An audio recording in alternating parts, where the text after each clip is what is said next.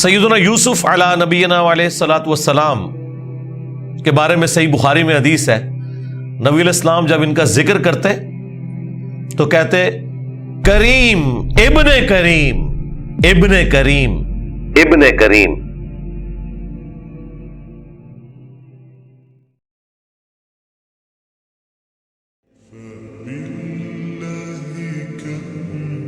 یوسف علیہ السلام چونکہ حضرت یعقوب علیہ السلام کے بیٹے تھے اور ظاہر ہے کہ ان کی لیگیسی کو آگے کسی نے تو لے کے چلنا تھا۔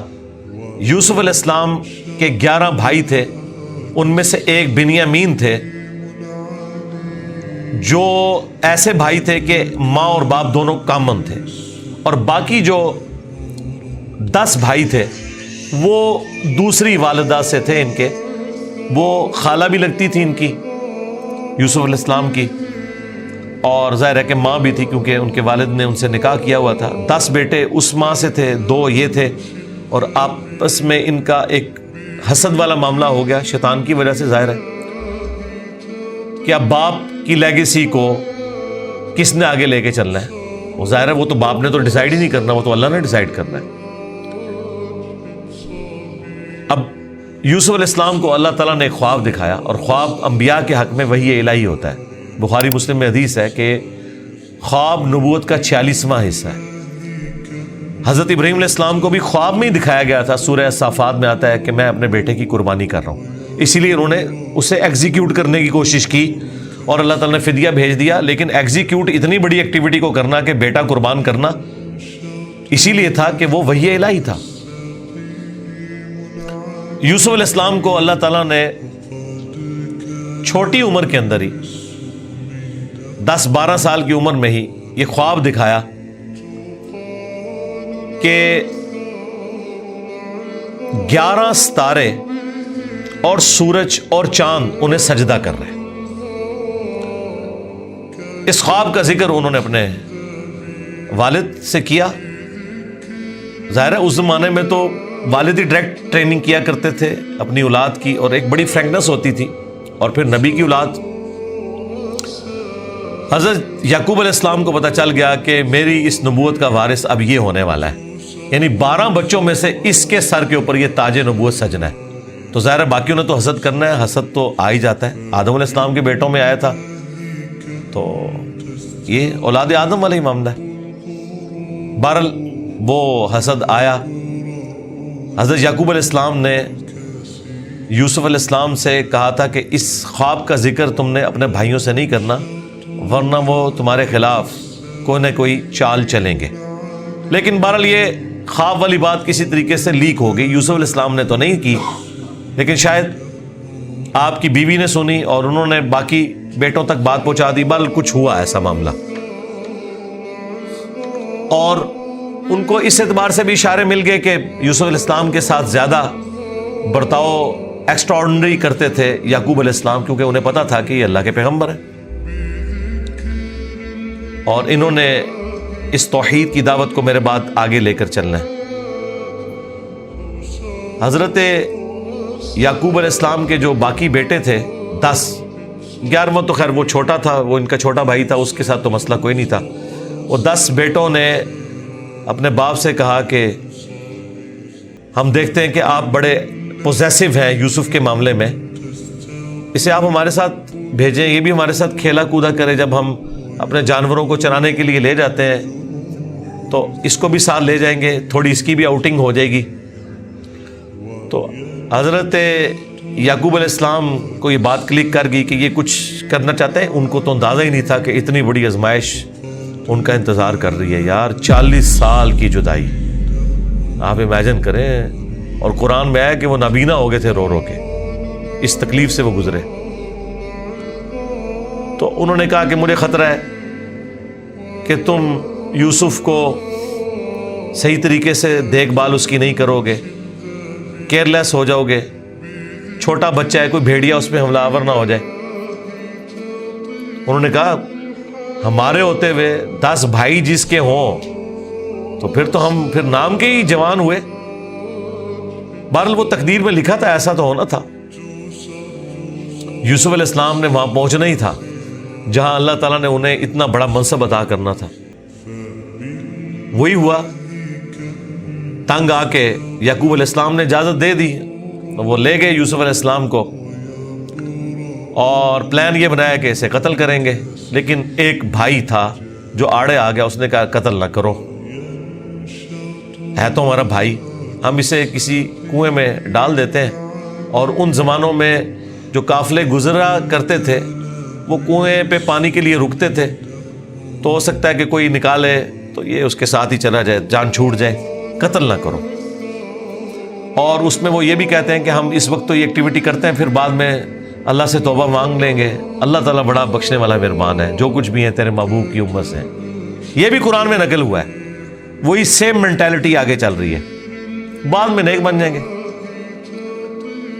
اور انہوں نے ڈرامہ بازی یہ کی کہ یوسف علیہ السلام کے کرتے کے اوپر کسی بھیڑیے کا خون مال لیا اور کہا کہ ہم تو اسے سامان کے پاس چھوڑ کے گئے تھے، پیچھے سے بھیڑیا آیا اور یوسف کو کھا گیا، اور یہ اس کی قمیض ہے۔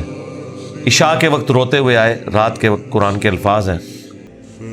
حضرت یعقوب علیہ السلام کو سمجھ آ گئی کہ یہ میری آزمائش شروع ہو گئی ہے، کیونکہ توحید ایک ننگی تلوار ہے۔ انہیں سمجھ آ گئی تھی کہ میں نے اپنے بیٹے سے جو اتنی شدید محبت رکھی ہے نا، اللہ تعالیٰ مخلوق کی محبت کو برداشت نہیں کرتا، ایٹ لیسٹ ایک پیغمبر کے دل میں اس ایکسٹریم لیول کے اوپر جا کر۔ تو میری آزمائش شروع ہو گئی اب۔ تو انہوں نے کوئی بحث نہیں کی، انہوں نے کہا میں صبر کروں گا جو کچھ ہوا۔ ان کو پتا تھا کہ یہ اب اللہ کا فیصلہ ہے، کرنے سے کچھ نہیں ہونا، جو کوئی تھوڑی بہت کوشش کی وہ کی، انہیں اینڈ پہ ان کا میں اب صبر ہی کروں گا، جو اللہ اس کے لیے فیصلہ کرے۔ وہی ہوا، ایک قافلہ وہاں سے گزر رہا تھا، انہوں نے پانی کے لیے ڈول ڈالا، اور یوسف علیہ السلام کو اللہ تعالیٰ نے قرآن میں آیا کہ یوسف کو ہم نے تسلی دی کہ ایک دن آئے گا کہ تم اپنے بھائیوں کو بتا دو گے جو انہوں نے یہ غلطی کی تھی، ہم تمہیں سرخرو کریں گے، بہرحال ابھی تو تمہارے لیے یہ طے ہو گیا۔ اور ظاہر جبرائیل علیہ السلام آنا شروع ہو گئے چھوٹی عمر میں ان کے پاس، ان کی تسلی کے لیے، اسی لیے ڈھارس بندی۔ انہوں نے پانی کے لیے ڈول ڈالا، یوسف علیہ السلام نے وہ پکڑا اور باہر نکل آئے، اور بھائی جو ہیں چھپ کے یہ منظر دیکھ رہے تھے۔ انہوں نے کہا یہ نہ ہو یہ پھر واپس آ جائے۔ انہوں نے چند ٹکوں کے عوض، چند دراہم کے عوض بیچ دیا، کہا یہ ہمارا غلام تھا، تو بھاگ کے آئے، یہ ہمارا غلام ہے، اور جان چھڑائی اس طریقے سے۔ یوسف علیہ السلام بھی چپ کر کے چلے گئے، انہیں پتہ تھا کہ میرے لیے فیصلہ ہو چکا ہے، اور کس تکلیف سے وہ مصر تک پہنچے، اور وہاں پہ غلاموں کا بازار لگتا تھا، وہاں بیچنے کے لیے عبرانی غلام، اور پڑھنا لکھنا بھی جانتے تھے، ذہین بہت تھے۔ تو عزیز مصر وہاں سے گزر رہا تھا، یعنی آپ سمجھ لیں بادشاہ کے بعد جو سیکنڈ پوسٹ ہوتی ہے۔ اس نے دیکھا کہ یہ تو شکل ہی غلاموں والی نہیں ہے، یہ کوئی ایکسٹرا آرڈنری بندہ ہے۔ اس نے خرید لیا اور لا کے اپنی بیوی سے کہا کہ یہ میں خرید کے لایا ہوں، اولاد تو ہماری کوئی نہیں، ہو سکتا ہے ہم اسے ہی اپنا بچہ بنا لیں۔ اور یوں یوسف علیہ السلام کہاں دور دراز کے شام کے علاقے جو سویلائزڈ بھی نہیں تھا، بھیڑ بکریاں چرانے والے بدو لوگوں میں سے اٹھ کے اس وقت کی سب سے سویلائزڈ حکومت مصر کی، فرعونوں کی حکومت، آج تک آپ یہ اہرام مصر گیزا کے جو ہے پیرامڈز یہ دیکھ رہے ہیں، یہ ان لوگوں نے تعمیر کیے ہوئے ہیں۔ وہاں پہنچ کے، اور قرآن کے الفاظ ہیں کہ ہم نے یوں اس کے لیے معاملہ آسان کر دیا کہ وہ عزیز مصر کی تربیت میں رہے اور علم حاصل کرے۔ ظاہر ہے کہ وہ کتنی بڑی بڑی میٹنگز ہوتی ہوں گی، جس میں میٹنگ کا ارینجمنٹ کرنا، کھانے پینے کا ارینجمنٹ کرنا، اور ایک خادم کی حیثیت سے باتیں بھی سنتے ہوں گے۔ یوں اللہ تعالیٰ نے ان کی لرننگ کروائی، اور یوں وہ جوانی کی عمر کو پہنچ گئے۔ اب عزیز مصر کی جو بیوی تھی، ظاہر ہے کہ وہ ادھر کا جو ماحول تھا ایک بے حیائی کا، اس کا وہ شکار تھی۔ وہ صرف وہ نہیں تھی، باقی عورتیں بھی تھیں۔ اس کی قسمت مری ہوئی تھی اس اعتبار سے کہ آزمائش سب سے پہلے اس پہ پڑی۔ یوسف علیہ السلام کو اللہ تعالیٰ نے حسن دیا ہوا تھا، تو وہ ان پہ فریفتہ ہو گئی، اور اس نے کوشش کی کہ انہیں برائی پر آمادہ کرے۔ دروازے بند کر دیے، قرآن کے الفاظ ہیں، برائی کی طرف بلایا، پہلے بلایا تو کسی اور کام سے تھا، اور اللہ تعالیٰ نے قرآن میں کہا کہ اس عورت نے یوسف کا قصد کیا، یوسف بھی قصد کر لیتا اگر اپنے رب کی نشانی نہ دیکھ لیتا، برہان، اور وہ نشانی قرآن میں نقل نہیں ہوئی۔ اسرائیلی روایتوں میں ملتا ہے کہ ان کو ان کے والد یعقوب علیہ السلام کی شبیہ دکھائی گئی، جو کہ یوں انگلی سے اشارہ کر رہے تھے کہ بیٹا یہ کام نہیں کرنا، اس طرف نہیں آنا، تو وہ بچ کے، ظاہر ہے اللہ نے فرمایا کہ یہ امور ہمارے مخلص بندے تھے، یعنی مخلص چنے ہوئے، ایک لفظ ہے مخلص جو اخلاص شو کرتا ہے، ہم مخلص ہونے کی کوشش کرتے ہیں، لیکن مخلص پیغمبر ہوتے ہیں جنہیں اللہ اپنے لیے خالص کر لیتا ہے۔ اللہ نے کہا ہم نے بچایا، یعنی انبیاء بھی جو بچتے ہیں نا برائیوں سے، وہ اللہ کی مدد کی وجہ سے۔ بہرحال اس تکلیف سے وہ گزرے، خبر لیک ہو گئی، کیونکہ جب اس نے قصد کیا تو یوسف علیہ السلام بھاگے، اللہ تعالیٰ نے معجزانہ طور پر وہ دروازے کھول دیے، اور یہ سین جس طریقے سے انہوں نے فلمایا ہے پہنچا دیا جی انہوں نے اس جگہ پہ، اس فلم کے اندر ایران والوں نے۔ بہرحال قرآن کے الفاظ ہیں، جب وہ دروازے کے اوپر پہنچے تو وہاں سے عزیز مصر آ گیا، اور پیچھے عورت بھی ہے تو اسے بھی شک پڑ گیا۔ وہاں پہ کوئی سیانہ بندہ تھا جس نے کہا کہ یہ دیکھو کہ اگر یوسف کی قمیض آگے سے پھٹی ہوئی ہے تو یوسف جو ہے وہ مجرم ہے، اور اگر یہ پیچھے سے پھٹی ہوئی ہے تو پھر وہ عورت مجرم ہے، کیونکہ یوسف علیہ السلام بھاگے تھے، اس نے پیچھے دوڑ لگائی ان کو پکڑنے کے لیے، تو پیچھے سے قمیض پھٹی ہوئی تھی اور وہ پیچھے سے پھٹی نکلی۔ ایران والوں نے فلم میں یہ فلمایا کہ وہ ایک شیرخوار بچہ بول اٹھا، لیکن یہ دور کی بات ہے، اگر یہ واقعہ ہوا ہوتا تو سارے کے سارے یوسف علیہ السلام کو اسی وقت نہ مان لیتے کہ یہ تو کوئی عام انسان نہیں ہے۔ مجھے لگتا ہے کوئی سمجھدار آدمی تھا جس نے مشورہ دیا، اور یہ لاجیکل بھی تھا۔ تو عزیز مصر کو پتہ چل گیا کہ اس عورت کی چال ہے، پھر بھی وہ باز نہیں آئی۔ جب اس کی خبر لیک ہوئی تو اس نے کہا میری تو دم کٹ گئی ہے، میں اب ساری عورتوں کی دم کٹواؤں گی۔ اس نے وہ جتنی بڑے اشرافیہ وہاں مصر کا تھا ان ساری عورتوں کو دعوت پہ بلایا، اور سب کے ہاتھ میں ایک ایک چھری دے دی، قرآن کے الفاظ ہیں، اور ایک ایک سیب دیا، اور یوسف علیہ السلام کو کہا کہ ان عورتوں کے سامنے آؤ۔ تو قرآن کے الفاظ ہیں کہ جب یوسف علیہ السلام ان کے سامنے آئے تو عورتوں نے بے خیالی میں وہ کاٹتے ہوئے سیب کو اپنی انگلیاں بھی کاٹ لی۔ کاٹنے سے مراد یہ نہیں کہ وہ کٹ کے علیحدہ ہوگی، مراد یہ کہ اس پہ تھوڑا بہت زخم آیا، یہ اتنا نہیں ہے کہ وہ انگلیاں ٹوٹ ٹوٹ کے کوئی علیحدہ ہو گئی تھی، یا کو ساری عورتوں نے یہ سب کچھ کر لیا۔ ڈاکٹر سرار صاحب نے اس کی اچھی توجیہ بیان کی ہے کہ ہو سکتا ہے کہ کسی عورت کی انگلی زخمی ہو، اور یوسف علیہ السلام جو کہ غلام تھے وہ اس کی طرف متوجہ ہوں کہ میں اس کو پٹی کر دوں یا اس کے لیے کچھ ارینجمنٹ کروں، تو باقی عورتوں نے یوسف علیہ السلام کو اپنی طرف اٹریکٹ کرنے کے لیے جان بوجھ کے خود ہی اپنی انگلی کاٹی ہو کے تاکہ وہ متوجہ ہوں۔ کوئی بہرحال اس طرح کا سلسلہ ہوا ایک ایکسٹرا آرڈنری، اور جب یہ حالت ہوئی تو اس نے پھر کہا کہ ہاں یہ تھا جس کے لیے تم مجھے بات کر رہی تھی، تم لوگ بھی تو اس میں گرفتار ہو گئے۔ اور پھر اس کی ڈٹائی ہے، اس نے کہا کہ میں اسے برائی کی طرف بلا رہی ہوں، اگر اس نے یہ میری بات نہ مانی تو میں اسے جیل میں ڈلوا دوں گی۔ تو یوسف علیہ السلام نے دعا کی کہ یا اللہ مجھے جیل قبول ہے اس برائی کے عوض، کہ میں تیرا مجرم بنوں۔ دیکھیں کوئی گناہ بھی نہیں کیا، برائی سے بچے ہیں، ہم ہوں تو ہم کہ ہمیں انعام ملے، وہ کہہ رہے ہیں مجھے انعام میں جیل مل جائے کہ میں ان کے شر سے بچ جاؤں۔ بہرحال پھر وہ بہانہ کر کے ان عورتوں نے جھوٹے الزامات لگا کے یوسف علیہ السلام کو جیل میں ڈلوا دیا۔ یوسف علیہ السلام بھی راضی تھے، ٹھیک ہے چلے گئے۔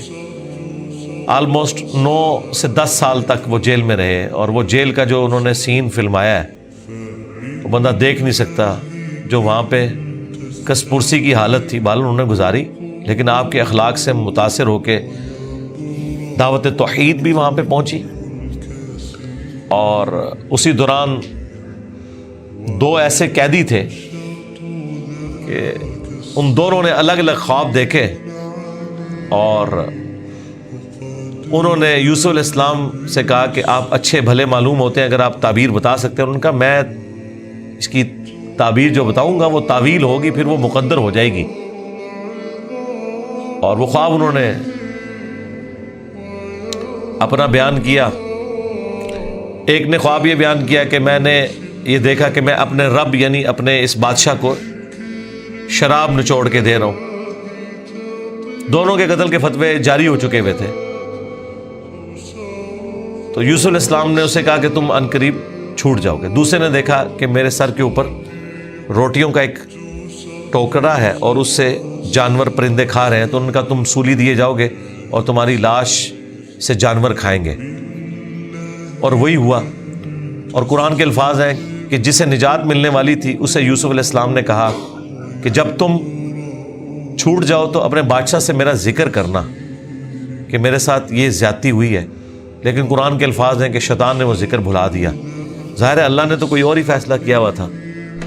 اور یوں آلموسٹ 9 سے 10 سال ان کے جیل میں کٹ گئے, یہاں تک کہ اس بادشاہ کا جو بیٹا ہے وہ تخت نشین ہوا اور اس نے خواب دیکھا. ظاہر بادشاہ کو اللہ تعالیٰ اس طرح کے خواب دکھایا کرتا تھا. مخلوقات کو دیکھنے کی ذمہ داری اللہ تعالیٰ نے بادشاہوں کے اوپر ہی رکھی ہوئی ہے جو ان کے انڈر رعایا ہے.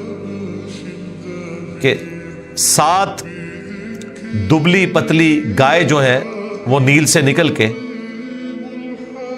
7 موٹی گایوں کو کھا رہی ہیں, اور 7 خشک بالیاں ہیں اور 7 جو ہیں وہ ہری بالیاں ہیں. اب یہ بڑا ایک ایکسٹراڈنری خواب تھا. اس نے اپنے وہ سارے تعبیر بتانے والے بلائے, سب کے سب عاجز آ گئے. تو وہ جو چھوٹ چکا تھا ایک قیدی, وہ بادشاہ کا بڑا قریبی تھا جو اسے شراب بنا کے دیتا تھا, اسے یاد آیا کہ ہاں ایک شخص قید میں ہے. اور یاد کب آیا دیکھیں 9-10 سال کے بعد. اس نے کہا میں ایک ایسے شخص کو جانتا ہوں کہ جو آپ کو اس کی تعبیر بتائے گا. تو وہ بادشاہ نے کہا ٹھیک ہے اسے لے آؤ یہاں پہ. یوسف علیہ السلام نے تعبیر بتا دی جو باقی معبر نہیں بتا سکے. بادشاہ کو بھی لگا یہ تعبیر اسی طریقے سے کہ 7 خوشحالی کے سال آئیں گے اور اس کے بعد 7 سال آئیں گے 7 ایئرز قحط سالی کے, جس میں آپ یہ والا غلہ جو سٹور کیا ہوگا وہ استعمال کریں گے, اور پھر اس کے بعد بارش ہوگی. 7 سال تک بارش نہیں ہوگی. اور ان 7 سالوں کے لیے آپ نے اپنی وہ والی گندم سنبھال کے رکھنی ہے جو ان خوشحالی کے 7 سالوں میں خوب پیداوار ہوگی. تو بادشاہ نے کہا انہیں بلا کے لاؤ. انہوں نے کہا نہیں پہلے میرا وہ مسئلہ حل کریں جو میرے اوپر الزامات لگا کے ان عورتوں نے اندر کیا. پھر بہرحال وہ معاملہ بھی سیٹل ہوا. عورتوں نے مان لیا کہ یوسف علیہ السلام کی کوئی غلطی نہیں تھی. پھر یوسف علیہ السلام عزت کے ساتھ لائے گئے بادشاہ کے پاس, اور انہوں نے خود کہا کہ مجھے وزیر خوراک بنا دیں, میں امین بھی ہوں اور ان معاملات کو ہینڈل بھی کر سکتا ہوں. پھر انہوں نے جس طریقے سے ان معاملات کو ہینڈل کیا اور کہا کہ آپ نے گندم کے دانوں کو بالیوں سے باہر نہیں نکالنا. یہ سٹوریج کا طریقہ بھی یوسف علیہ السلام کو اللہ تعالیٰ نے سکھایا. یوں گندم خراب نہیں ہوتی, سال ہر سال آپ استعمال کر سکتے ہیں. آج بھی گندم اسی طریقے سے سٹور ہوتی ہے. اب وہ قحط سالی صرف مصر تک نہیں تھی, شام تک بھی پھیل چکی تھی. اور وہی بھائی بالآخر گندم کی تلاش میں مصر آئے. انہیں تو پتہ ہی نہیں تھا کہ ان کا بھائی یہاں کا بے تاج بادشاہ بن چکا ہے. یوسف علیہ السلام نے انہیں پہچان لیا. ان تو سوچے نہیں تھا کہ یہ سب کچھ ہوا. کوئی اس وقت انٹرنیٹ کوئی اس طرح کی تو چیز ہے ہی نہیں تھی. تو یوسف علیہ السلام نے انہیں غلہ دیا اونٹ بھر کے, اور جاتے ہوئے خادمین کو کہا کہ ان کی جمع پونجی بھی آپ نے ان کے اسی سامان کے اندر رکھ دینی ہے تاکہ یہ متاثر ہوں اور اگلی دفعہ پھر آئیں. اور پھر ان سے انٹرویو کیا تو انہوں نے کہا ہمارے تو اس طرح بھائی ہیں, ایک بھائی ہے وہ ہمارے والد صاحب تو اس کو اپنے سے جدا نہیں ہونے دیتے, اس کے اندر وہ اپنے اس بیٹے کو تلاش کرتے ہیں جسے بھیڑیا کھا گیا تھا, اور وہ بیٹا سامنے تھا. یوسف علیہ السلام کے بارے میں اللہ تعالیٰ فرماتا ہے کہ یوسف علیہ السلام یہ باتیں سن رہے تھے اور دل ہی دل میں کہہ رہے تھے کہ تم ظالم ہو, لیکن اللہ کی طرف سے اجازت نہیں تھی. ان کا اچھا پھر تم دیکھ رہے ہو اس بھائی کا بھی سامان میں تمہیں دیتا ہوں, اگلی بار اس بھائی کو ساتھ لے کے آؤ گے ورنہ میں تمہیں سامان نہیں دوں گا. ظاہر ہے کسی بہانے سے تو بلانا تھا نا. اور واپس جب پہنچے انہوں نے دیکھا یہ تو اتنا فیاض بادشاہ ہے، اس نے تو ہماری وہ جمع پونجی جو بھی تھا، کوئی کاٹن لے کے گئے تھے، اس وقت تو بارٹر سسٹم ہوتا تھا نا، وہ واپس کر دی ہے۔ تو اپنے والد سے کہا کہ آپ اپنا وہ بیٹا بھی بھیجیں، وہ تو بڑا اچھا بادشاہ ہے۔ ان کا نا ایک دفعہ تم اسی کے بھائی کو لے گئے تھے، وہ واپس نہیں آیا، اس کو تو میں اب ہلاک نہیں کروں گا۔ ان کا ابا جی پھر بھوکے ہی مریں گے؟ آپ کون سے شیخ عبد القادر جیلانی ہے کہ آپ نگاہ مار کے یہ کچھ کر لیں گے؟ ہاں تو اور کیا، گندم کے لیے انبیاء، ان کی اولادیں، اور یہ تو ہمیں سکھاتے ہیں کہ جی بڑے سے بڑا غوث قطب ابدال کسی صحابی کے پاؤں کی خاک بلکہ گھوڑے کے قدموں کی خاک نہیں ہے۔ تو قرآن میں تو کچھ اور ہی مل رہا ہے۔ اب بڑی فاقے آ رہے ہیں کہ کیا کریں؟ ان کا ٹھیک ہے، بس دوسرا بھی اب دیتا ہوں۔ اور پھر اس میں انہوں نے ایک جملہ بولا کہ قریب ہے کہ اللہ تعالیٰ مجھے میرا یوسف بھی واپس کر دے۔ انہیں پتا چل گیا کہ ابھی بھی میری آزمائش باقی ہے، میں نے یوسف کو بنیامین میں تلاش کرنا شروع کر دیا تھا، ابھی بھی وہ والی کامل توحید جو اللہ کو ریکوائرڈ ہے نا، جو پیغمبر سے ریکوائرڈ ہے، ایکسٹرا آرڈنری، والذین آمنوا اشد حبا للہ، اس کا بھی اعلیٰ ترین درجہ۔ تو انہوں نے کہا بہرحال مجھ سے پکا عہد کرو کہ اس بھائی کو واپس لے کے آؤ گے یہاں تک کہ سارے قتل ہو جاؤ، پھر تو معافی ہے، ادروائز تم لوگ زندہ واپس آئے اور اس کو نہ لائے میں تمہیں معاف نہیں کروں گا۔ ان کا جی ابا جی عہد کرتے ہیں، جی میں فکر ہو جائے آپ، ایسے ہی ہوگا۔ لے گئے۔ اب وہاں تو یوسف علیہ السلام نے پلان کیا تھا، جاتے ہی انہوں نے بنیامین کو تو اپنے پاس بلا کے کہا کہ میں تیرا وہ گم شدہ بھائی یوسف ہوں، بلکہ ان کی نظر میں تو وہ سمجھ لیں فوت ہی ہو چکے تھے، اور کہا کہ اپنے بھائیوں کو نہیں بتانا تم نے، میں ایک طریقے سے تمہیں یہاں روکوں گا کیونکہ بادشاہ کے قانون میں تمہیں روک نہیں سکتا۔ تو اس کے لیے قرآن میں الفاظ ہیں کذالک کدنا لیوسف، ہم نے یوسف کو یہ تدبیر سکھائی تھی، ایک ہیلا سکھایا کہ وہ بادشاہ کا ایک قیمتی پیالہ تھا جو بنیامین کے سامان میں انہوں نے واپسی پہ رکھوا دیا، اور جب وہ واپس جانے لگے تو پیچھے سے آواز لگائی گئی قافلے والوں تم چور ہو۔ اور یوسف علیہ السلام کو پتا تھا کہ بنی اسرائیل میں چوری کی سزا یہ ہے کہ وہ شخص پھر غلام بن جاتا ہے جس کی اس نے چوری کی ہوتی ہے۔ ان کا بتاؤ اگر کوئی چور نکلا، ان کا جی جس کے سامان میں نکلا وہ آپ رکھیں اس بندے کو۔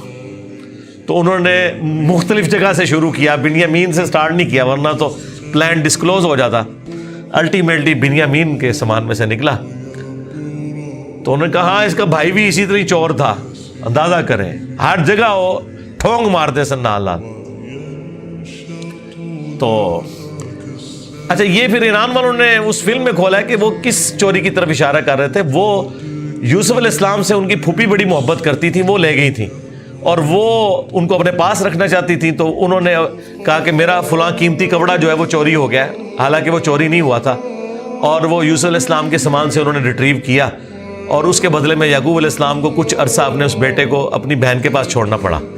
تو یہ ان کو کلک کر گیا آئیڈیا، یہی والا آئیڈیا انہوں نے اپنے بھائیوں کے اوپر بھی اپلائی کیا، اور ان کے بھائیوں کا بھی اشارہ اسی طرف تھا کہ اس نے تو بچپن میں اس کا بڑا بھائی بھی چور تھا، حالانکہ اس نے چوری نہیں کی ہوئی تھی، نہ ادھر چوری والا معاملہ تھا۔ بہرحال ان میں سے ایک بھائی نے کہا بھائی میں تو اب واپس نہیں جاؤں گا، میں تو ابے سے عہد کر کے آیا ہوں کہ بھائی میں تو اپنے بھائی کی یاد میں ادھر ہی رہوں گا جب تک کہ کوئی معاملہ نہ ہو، تم لوگ جاؤ نا ذرا اور جا کے ابا جی کو ساری صورتحال بتاؤ، اور بتاؤ کہ تمہارا یہ بیٹا چور نکلا ہے اور ہم لاکھ قسمیں کھائیں آپ نے ماننا نہیں ہے۔ تو وہ چلے گئے واپس۔ پھر حضرت یعقوب علیہ السلام نے ایک خط روانہ کیا، ریکویسٹ بھیجی عزیز مصر کو، انہیں تو نہیں پتا تھا کہ ان کا بیٹا ہی ہے، اور وہ بڑے دردناک انداز میں انہوں نے اس فلم میں فلمایا ہے۔ الٹیمیٹلی جب وہ اگلی دفعہ واپس آئے، ان کا ہمارے ابا جی تو پہلے ہی نابینا ہو چکے ہیں، اب یہ دو جدائیاں کیسے برداشت کریں گے، آپ رحم کریں، ہم پہ ترس کھائیں۔ پھر یوسف علیہ السلام نے کہا کہ تمہیں یہ ساری باتیں اس وقت نہیں یاد آئی، تمہیں یاد نہیں تم نے اپنے بھائی کے ساتھ کیا کیا تھا؟ تو وہ جب سٹوری انہوں نے بیان کرنی شروع کی تو انہیں پتہ چل گیا کہ یہ وہی یوسف ہے۔ انہوں نے پوچھا آپ یوسف ہیں؟ ان کا ہاں، دیکھو اللہ نے مجھے کیا کچھ عطا کی ہے، اور انہوں نے کہا کہ ہمیں معاف کر دیں۔ انہوں نے کہا لا تثریب علیکم اليوم، آج کوئی گرفت نہیں ہے، शैतान ने ये हमारे दरमियान जुदाई डाली थी, क्योंकि इतने बड़े मनसब तक पहुंचने के लिए तकलीफ भी तो काटनी पड़ती है ना। हुसैन बनना कोई सौखा तो नहीं है। जन्नती नौजवानों का सरदार बनना है तो फिर कुर्बानी तो देनी पड़ेगी, और अंबिया को ये पता होता है कि कुर्बानी से गुजर के ही आप मकाम हासिल करते हैं। उन्होंने कहा कि ये मेरी कमीज़ ले जाओ, अल्लाह ताला ने वही के ज़रिए मुझे बताई है ये बात, जाके मेरे वालिद की आंखों पे मलो, अल्लाह ताला उनकी बिनाई को वापस करेगा। और यूँ वहाँ से कासिद निकला, वो कुर्ता लेके यूसुफ अलैहिस्सलाम का। कुरान के अल्फाज हैं, हज़रत याकूब अलैहिस्सलाम कहते हैं कि अगर तुम मुझे मुफन्नद ना समझो, वही अल मुहन्नद अनिल मुफन्नद, कुरान में अल्फाज हैं ये, यानी ये ना समझो कि मेरा दिमाग सठिया गया है, तो मुझे तो यूसुफ की खुशबू आ रही है। अच्छा, यूसुफ की खुशबू उस वक्त नहीं आई जब वो बिक के जा रहे थे, क्योंकि अल्लाह ताला ने पर्दा डाला था। इधर अल्लाह ने यूसुफ की खुशबू, बहरहाल वही बशारत लेके आया, आंखों को लगाई, बिनाई वापस आ गई, और साथ खत आया कि अब आप वापस आएँ, यहाँ पे मेरे पास आ जाएं और बनी इसराइल को शिफ्ट करें। वो सारे विद फैमिली वहाँ शिफ्ट हुए। वहाँ यूसुफ अलैहिस्सलाम आले नाल थे, उन्होंने एक किता ज़मीन उनको दिया, और यूँ बनी इसराइल वहाँ पे आबाद हो गए, और फिर हुकूमती लेवल पे रहे, यहाँ तक कि वहाँ पे एक नेशनल मूवमेंट गालिब आई और इनको ग़ुलाम बना लिया गया, जो किसी ज़माने में बादशाहत एंजॉय कर रहे थे। और फिर उन ग़ुलामों में अल्लाह ताला ने हज़रत मूसा अलैहिस्सलाम को मबूस किया और फ़िरौनियों से निजात दिलवाई, एक मुंजी और हादी बना के। और फिर वो जाते हुए अल-मुस्तदरिल इलाके में आता है, यूसुफ अलैहिस्सलाम ने वसीयत की थी कि जब कभी बनी इसराइल यहाँ से शिफ्ट हो तो मेरी लाश भी ले जानी है। फिर वो लाश भी ले गए, उस पर मेरी तफसीली वीडियो रिकॉर्ड है, आप यूट्यूब पे देख सकते हैं। ये पूरे का पूरा एक मामला था। और फिर वो आखिर में वही हुआ कि सजदा ताज़ीमी किया यूसुफ अलैहिस्सलाम को उनके भाइयों ने और माँ बाप ने। उन ज़मानों में सजदा ताज़ीमी जायज़ था, जिस तरह के आदम अलैहिस्सलाम को फरिश्तों ने किया। इस उम्मत में हराम हो गया। अबू दाऊद में और तिरमिज़ी में हदीस है कि अगर मैं सजदा ताज़ीमी जायज़ समझता तो बीवियों से कहता कि अपने खामदों को करें उस हक़ के सबब।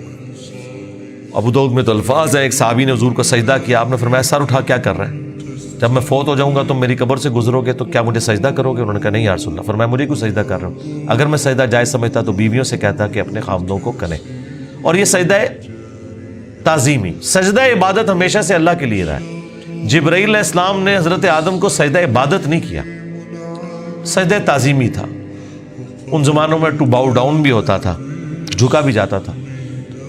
हमारे नबी अलैहिस्सलाम पर अल्लाह ताला ने जो ख़त्म नबूवत फरमाई तो तौहीद भी ऐसी कामिल की है कि अब ये सब के सब मामलात ख़त्म। ख़त्म नबूवत की बरकत से कश्फ, इल्हाम, ये सब कुछ ख़त्म गैर नबी के ऊपर, सवाए बुखारी मुस्लिम में है मुबशरात, वो भी ख्वाब। वो अल्लाह की तरफ से भी हो सकते हैं, शैतान की तरफ से भी हो सकते हैं, नफ्स की तरफ से। वो तो वक्त पूरा होगा तो पता चलेगा ये सच्चा या झूठा है। बाकी नबी अलैहिस्सलाम ने कहा अब ये नबूवत की खबरें ख़त्म हो चुकी। अगले ज़मानों में ये होता था, अल्लाह ताला गैबी खबरें दिया करता था गैर अंबिया को भी। और अगले ज़मानों में ये भी था कि सजदा ताज़ीमी होता था। अल्लाह ताला ने तौहीद भी इस उम्मत में कामिल की कि सजदा ताज़ीमी भी हराम कर दिया, और अब किसी के लिए सजदा नहीं है। बल वो सजदा किया तो हज़रत यूसुफ अलैहिस्सलाम ने कहा अब्बा जान ये देख लें, ये ताबीर है मेरे उस ख्वाब की जो मैंने वो बचपन में देखा था। सरकार वो ख्वाब बड़ा देखा है, वो ताबीर होने होने उसका मज़ा लूटने के लिए 40 साल की मुशक्क़त, जुदाई, वो बड़ी तकलीफ़ दह चीज़ है। वो जो आखिरी सीन उन्होंने फिल्माए हैं ना, याकूब अलैहिस्सलाम और यूसुफ अलैहिस्सलाम की जो मुलाकात वाला सीन है, वो बंदा देख नहीं सकता। उस ज़माने में उन्होंने पहुँचा दिया जी। जो ईरान वालों ने वो ड्रामा सीरील बनाई है 45 इकसात के अंदर। बहरहाल अल्टीमेटली अल्लाह ताला ने इससे नबी अलैहिस्सलाम को भी बताया कि अगर आप इस तकलीफ से गुजर रहे हैं ना, तो यूसुफ अलैहिस्सलाम ने भी तकलीफ काटी। हमारे नबी की तकलीफ फिर उस लेवल पे नहीं गई। अल्लाह ताला ने 8 साल के अंदर ही फतह मक्का करवा दिया। लेकिन बहरहाल अंबिया को कैसी कैसी तकलीफ उठानी पड़ती हैं। ये वाक़यात सुनने में बड़े इंटरेस्टिंग तो फील हो रहे हैं, लेकिन जब आप वो फिल्म देखेंगे ना तो आपको अंदाज़ा होगा कि जिस पे ये गुजर रही थी उसके लिए कितनी तकलीफ दे चीज़ थी। एक एक लम्हे पे तकलीफ जुड़ी हुई थी, उसको हम इमेजिन भी नहीं कर सकते।